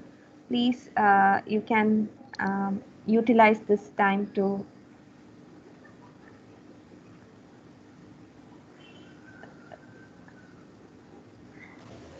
Vicky, I Hi, think, Vicky. yeah, go ahead, please. Thank you, Professor, for your really interactive and helpful presentation, which really was soothing for us at this point. So I have one concern. I work as a project manager for the online violence against children, and there are two staff who work for the cybercrime unit of the National Child Protection Authority. So these two staff basically they have to go through child sexual abusive images, sometimes through the sort of the videos likewise. And I can remember here and there they were saying that they would like to have sort of would be better if they could have some sort of a counseling for them, because they have found itself it seems like that they themselves quite irritating after seeing sort of images and videos, because they are not the counselors, they are technicians, but they have to view these videos and images again and again. So are there any services given by the government or whomever for the staff who are working in such a profession to obtain services, or do you how often can we give them if we give a counseling session for them, how often we should provide them some sort of a counseling session? First of all, before a person is put into these kind of jobs, they have to be sensitized and primed of the enormity of the job. You can't just put them. So if that has not been done, that's a lack. So to tell them actually, even for us, to see these kind of things suddenly popping up on our screens can be very distressful, no?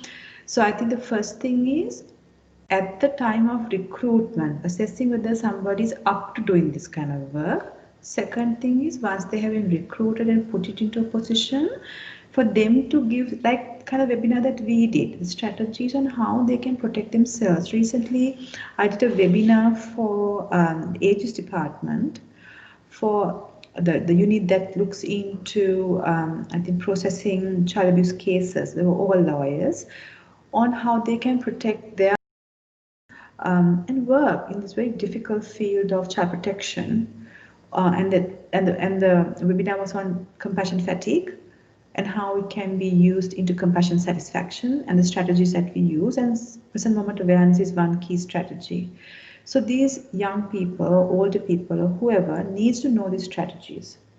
Counseling is a therapeutic process that is provided if you're particularly distressed. So if these people are particularly distressed and a simple information giving strategies like what we did today is not sufficient, certainly they can go for counseling.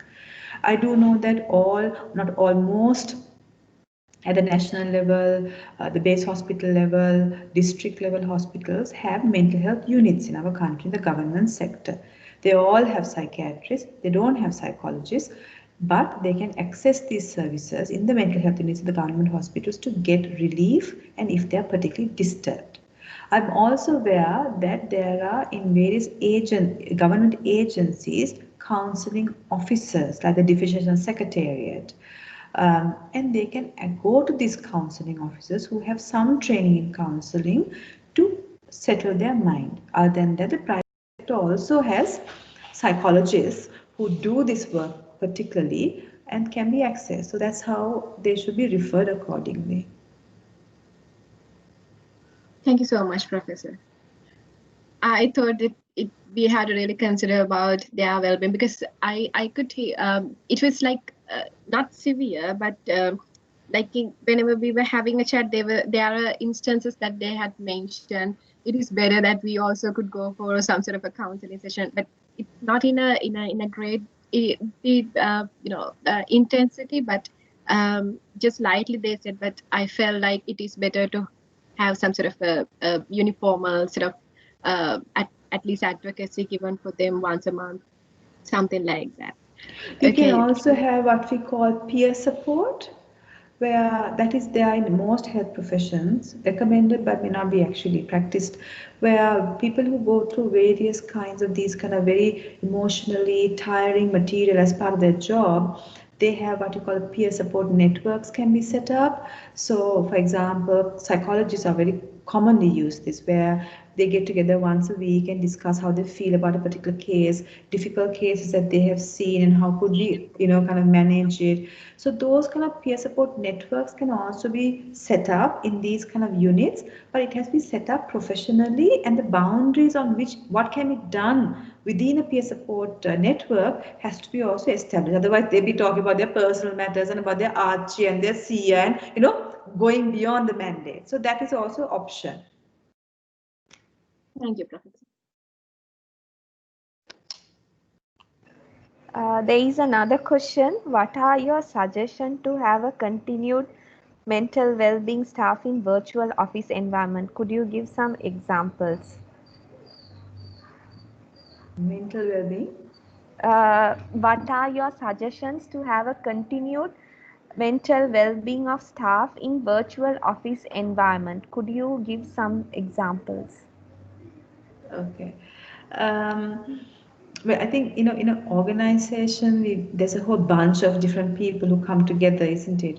So to make it really a mentally healthy place, a lot of work has to be done throughout. Now, I'm just thinking about an organization that I have worked, okay, in the blue chip and in the corporate sector, I have worked some of the companies that come to my mind that has established and in the process of establishing a mentally healthier organizational culture is something like MAS, Brandix, CBL, Munchie Foods. Then other organizations like Barnes that just initiated those mechanisms.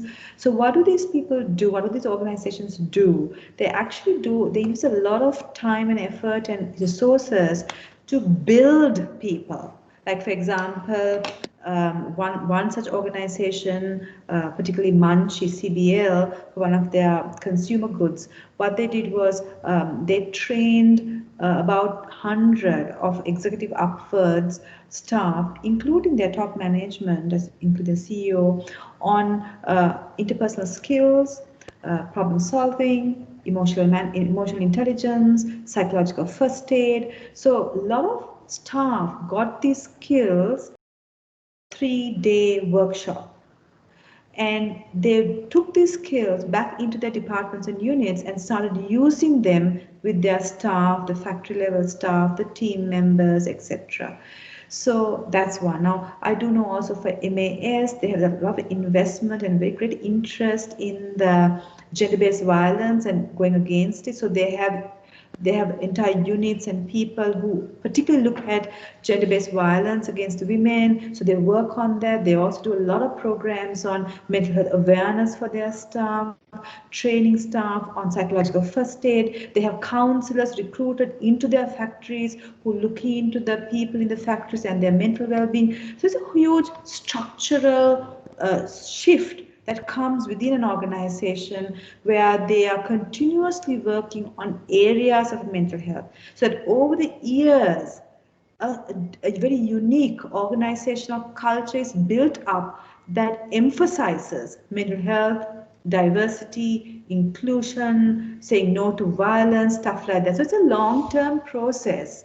And even this process that you have started from today, you maybe have had other similar programs, is a start to really sensitize staff on these concepts. And after you do this kind of sensitization effects, then if an organization wants to take it a step further, they could, do trainings for selected people on things like psychological first aid, so that you create a pool of individuals within the organization who keeps an eye out for vulnerable employees. And they have some basic strategies how to do this. So you can build it up, over the course of time. Shamali, you want to add to it, or do you want me to add on it?